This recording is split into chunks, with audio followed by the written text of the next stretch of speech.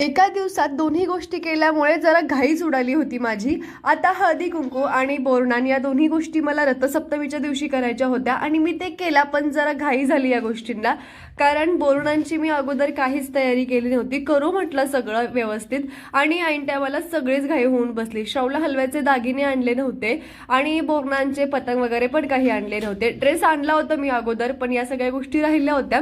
आणि हा जो पतंग आणला ना आम्ही, तो आणला पण त्याच्यावरती श्राव्या नाव टाकायचं होतं, पण हे नाव काय परफेक्ट टाकायला आम्हाला जमत नव्हतं। खूप जास्त प्रयत्नानंतर नाव आम्ही ते परफेक्ट काढलं आणि तो पतंग इथं चिकटवून दिला आणि हे सिंपल असं श्रावचं बोरनान इथं झालं होतं। आता वरतून हे सगळे, तिला हे अंघोळ घालताना आहे ना ती उठून बसत होती, कारण ती घाबरत होती हे वरतून काय पडतंय म्हणून। आणि शेजारी बसलेली रुई तर बघूच शकता तुम्ही, या सगळ्या गोष्टी खूप जास्त एन्जॉय करतेय। मस्त असं हे दोघींचंही बोरनान इथं घालून झालं होतं। चला भेटू नेक्स्ट व्हिडिओ मध्ये, तोपर्यंत लाईक शेअर आणि सबस्क्राईब। बाय।